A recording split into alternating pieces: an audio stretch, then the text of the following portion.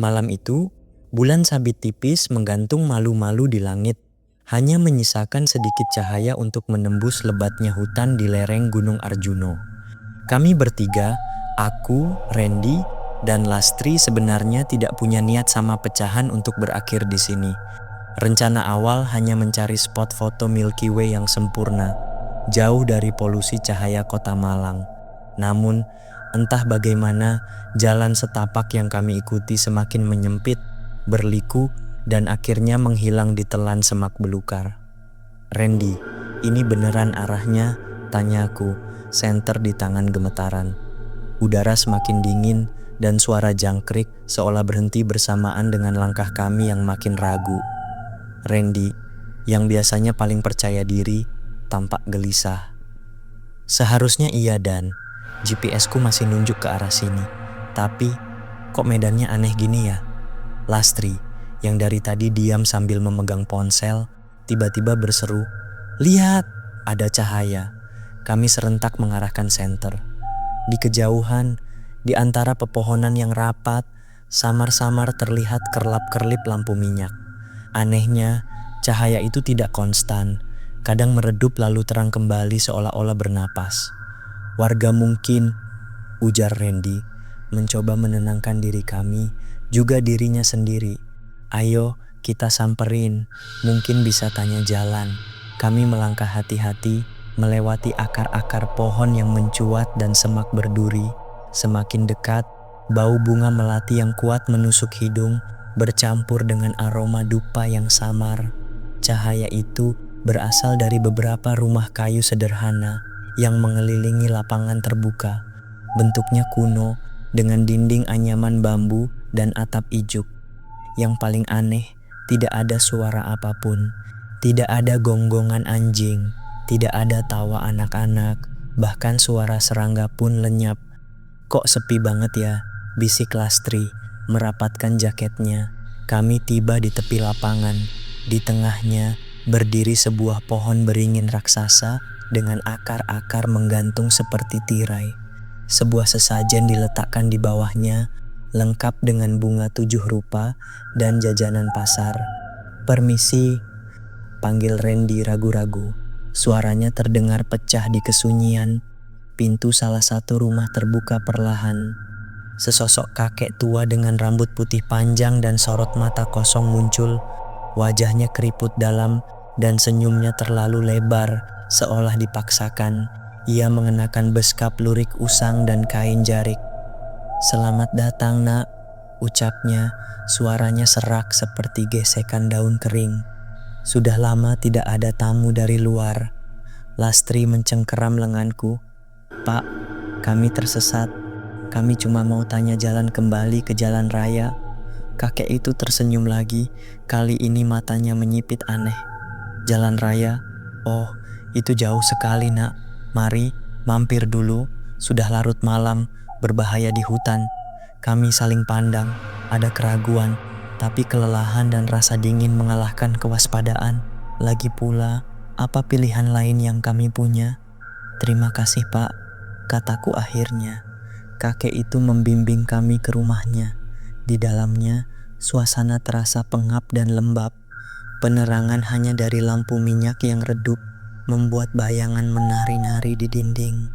Di sudut ruangan, seorang perempuan paruh baya sedang menumbuk sesuatu di lesung batu.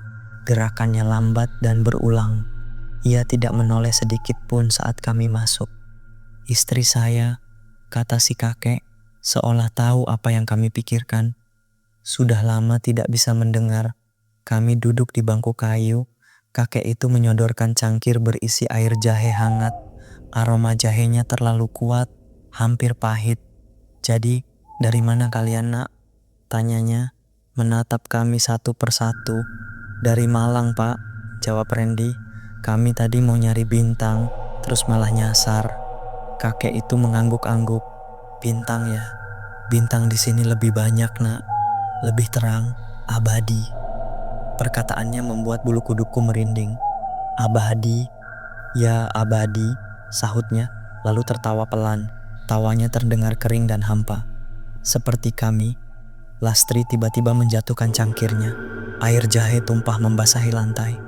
"Maaf Pak, tidak apa-apa Nak," kata si kakek. Matanya menatap Lastri lekat-lekat. "Gemetaran ya, pasti lelah. Sebentar lagi bulan akan purnama. Kalian bisa istirahat di sini sampai pagi." Saat itu, aku menyadari sesuatu yang janggal. Di mana-mana selalu ada jejak waktu, tapi di rumah ini tidak ada jam, tidak ada kalender. Semua benda tampak kusam, seperti sudah ada sejak ratusan tahun lalu. Dan perempuan yang menumbuk di sudut itu, gerakannya terlalu mekanis, tanpa ekspresi. "Bapak sudah berapa lama tinggal di sini?" tanyaku, mencoba menyelami keanehan ini. Si kakek tersenyum lagi, senyum yang kali ini terasa mengerikan. "Sejak lama sekali Nak, bahkan sebelum tanah ini bernama Jawa Timur." Rendi beringsut tidak nyaman. "Maaf Pak, sepertinya kami harus jalan sekarang. Kami takut keluarga kami khawatir." Wajah si kakek berubah, senyumnya menghilang, digantikan ekspresi datar. "Kenapa buru-buru? Malam masih panjang. Banyak yang bisa kalian lihat di sini." Tiba-tiba, kami mendengar suara gamelan yang samar dari luar. Tabuhannya aneh, tidak seperti gamelan yang biasa kami dengar. Lebih lambat, lebih repetitif, dan nadanya terasa melankolis sekaligus mencekam. "Suara apa itu Pak?" tanya Lastri. Suaranya bergetar. "Itu alunan gending kematian," jawab si kakek santai. "Mengiringi kami di setiap malam." Jantungku berdebar kencang. Aku melirik Rendi. Matanya menyiratkan ketakutan yang sama denganku. "Kami harus pergi, sekarang juga." "Pak, kami benar-benar harus pergi," kata Rendi tegas. "Terima kasih atas tawarannya, tapi kami tidak bisa tinggal lebih lama." Si kakek berdiri, tubuhnya yang bungkuk tampak menjulang tinggi dalam kegelapan. "Tapi kalian sudah masuk. Sulit keluar Nak, sangat sulit." Saat itu, perempuan yang menumbuk di sudut tiba-tiba berhenti. Ia mengangkat wajahnya dan matanya tidak punya pupil, hanya rongga hitam kosong. Sebuah seringai tipis muncul di bibirnya yang pucat. "Kalian milik kami sekarang," bisiknya, suaranya serak dan jauh, seolah berasal dari dasar sumur. Ketiga perempuan yang semula duduk diam di sampingnya kini mengangkat kepala. Mata mereka juga kosong, hitam pekat. Wajah mereka pucat pasi, seperti mayat. Kami sontak berdiri, ketakutan mencengkeram erat. Rendi langsung berlari menuju pintu, diikuti Lastri dan aku. Tapi saat Rendi mencoba membuka pintu, pegangannya terasa panas membakar, dan pintu itu seolah terkunci dari dalam. "Jangan lari Nak." Suara si kakek kini terdengar dari belakang kami, lebih dekat. "Di sini kalian akan aman, abadi." Kami berbalik. Si kakek berdiri di depan kami. Wajahnya kini terlihat jelas di bawah cahaya lampu minyak. Keriputnya semakin dalam, dan matanya kini juga hitam legam, sama seperti para perempuan di belakangnya. Di sekelilingnya, bayangan-bayangan hitam mulai terbentuk, bergerak-gerak seperti asap. Apa kalian?" bisik Lastri. Air mata mengalir di pipinya. Si kakek tertawa. Kali ini tawanya menggelegar, mengisi seluruh ruangan. "Kami adalah yang tak terlihat, yang tertinggal. Kami adalah penghuni kampung bayangan ini. Dan kalian adalah tamu baru kami." Rendi mengeluarkan pisau lipatnya, gemetar. "Jangan mendekat. Pisau itu tak berguna di sini Nak," kata si kakek, merentangkan tangannya. Dari sela-sela jari-jarinya, cahaya biru pucat memancar. "Kalian sudah melangkah masuk ke alam kami, dan tidak ada jalan keluar." Tiba-tiba, dari arah luar, kami mendengar suara azan subuh yang sayup-sayup. Suara itu, meski jauh dan samar, seperti palu godam yang memecah ketegangan di ruangan itu. Bayangan-bayangan hitam di sekeliling si kakek tampak goyah. Wajah para perempuan itu kembali pucat pasi, namun tidak sehitam tadi. Si kakek menyeringai, "Sial, matahari sudah akan terbit." Cahaya biru di tangannya meredup. Ia melangkah mundur, diikuti oleh para perempuan tanpa mata itu. "Kalian beruntung kali ini, tapi kami akan menunggu kalian kembali." Bersamaan dengan itu, pegangan pintu terasa dingin kembali. Randy tanpa ragu membukanya. Di luar, fajar mulai menyingsing, memancarkan cahaya keemasan yang perlahan mengusir kegelapan.